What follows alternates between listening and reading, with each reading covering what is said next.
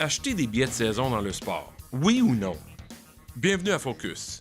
Mon nom est Ray Lalonde, analyste, consultant et conférencier en sport et en business, chroniqueur à Cogeco et à RDS et grand consommateur et passionné de sport. Voici Focus, mon podcast quotidien qui revient sur les grands sujets dans l'industrie avec un contexte et une perspective analytique. Et c'est parti. Est-ce encore pertinent d'acheter un billet de saison pour votre équipe préférée? Je vais vous parler de ça dans le contexte de début de la saison de hockey dans quelques semaines et on se retrouve tous à réfléchir jusqu'à quel niveau d'intérêt on a pour notre équipe de hockey cette année et jusqu'où on est prêt à payer pour aller voir jouer un match. Quand je regarde du côté des fans, puis je me mets à penser aux avantages. C'est quoi l'avantage pour un partisan d'acheter un billet de saison? Ben, il y a la garantie qu'il y a toujours ses billets pour un match, ou pour 2 matchs, ou pour tous les matchs les plus importants contre les grands adversaires. Le prix est généralement plus avantageux parce que tu as droit à un rabais quand tu achètes un billet de saison. Tu t'engages pour une saison complète, l'équipe te donne un rabais, une réduction de prix en pourcentage. Ça peut varier de 5 à 25 % dépendant des équipes, dépendant de la demande.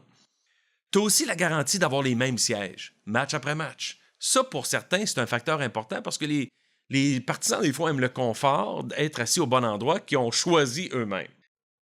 Parfois, tu as quelques autres bénéfices qui peuvent être associés à tes billets de saison.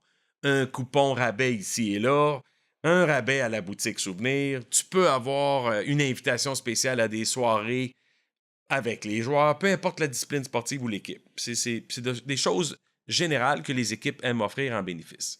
Pour le club, l'avantage le plus important, c'est que tu as de l'argent qui rentre. Tu as la certitude qu'il y a de la liquidité, que les gens vont donner leur argent bien avant la saison. Non seulement tu vas pouvoir avoir de l'intérêt sur cet argent-là, mais tu l'as souvent 3, 4, 5 mois avant, puis tu as une idée de qu'est-ce que tu vas avoir à vendre. Donc, ça te donne une bonne idée de ton inventaire disponible avant que la saison commence. Ça, généralement, c'est un facteur parce que les équipes n'aiment pas ça être nerveuses.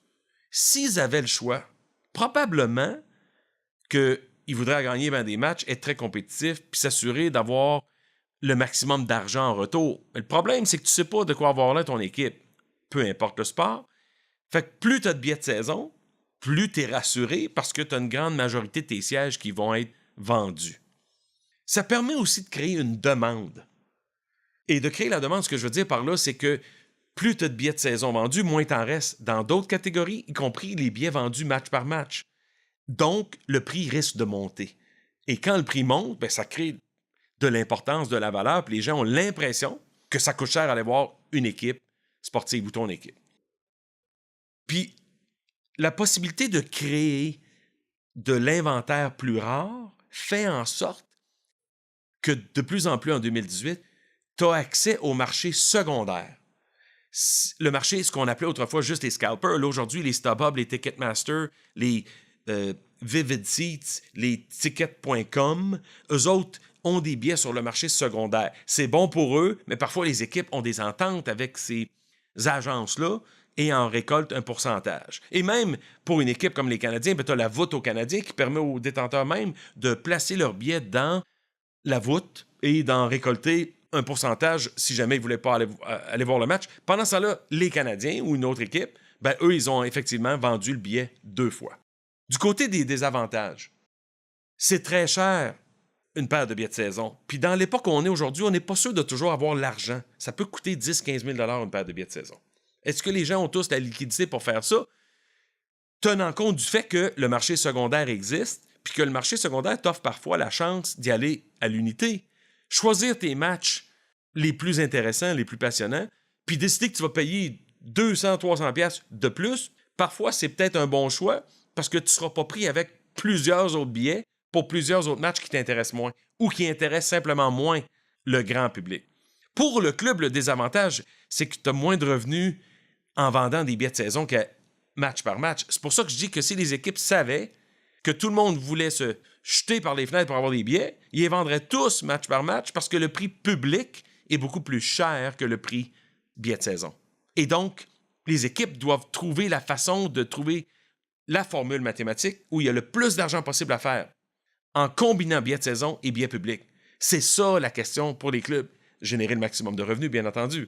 Le partisan, lui, il a le choix, par exemple, en 2018, d'aller directement sur StubHub ou tous les autres sites de marché secondaire, puis là, dire, attends un peu, on tient absolument à ce match-là contre Boston. On va payer ce que ça coûte pour Boston, mais au moins, on n'est pas pris avec la facture pour le reste des billets. Je vous donne un exemple, quelques exemples d'équipes qui vendent beaucoup de billets de saison. FC Cincinnati, connaissez-vous? Ils ne sont même pas encore dans la MLS. Ils ont déjà 25 000 billets de saison de vendus. Je pense qu'il y a une équipe à Montréal qui s'appelle l'Impact qui aimerait bien avoir 20 000 billets de saison. Encore une fois, parce qu'il y a la certitude que l'argent va rentrer. Il y a aussi l'Université de Michigan au football, avec le Michigan Stadium, qui a une capacité de 107 600 sièges. Imaginez, 89 000 billets de saison. C'est une autre galaxie. C'est incroyable. Mais il leur reste quand même 18 600 billets à vendre match par match. Les Golden Knights de Vegas, je l'ai dit il n'y a pas longtemps, ils ont déjà 14 000 billets de saison d'assurés. Fait qu'ils en ont juste 3 500 de plus à vendre match par match. Les Canadiens sont à peu près autour de 15 000, 15 500. Pourquoi? C'est à peu près le bon chiffre. Basé sur le fait que la demande du marché est toujours exigeante, ça permet aussi d'avoir des gens différents qui viennent au game. Donc, d'avoir des billets dans le grand public québécois où les gens peuvent assister au match. En conclusion, c'est de plus en plus difficile pour les équipes de vendre des billets de saison. Pourquoi? Parce que justement, il y a de la flexibilité. Ça va être de plus en plus difficile à l'avenir de convaincre les gens de s'abonner à long terme pour une saison complète. Parce que c'est dur d'aller voir beaucoup de matchs dans une saison avec les calendriers occupés qu'on a.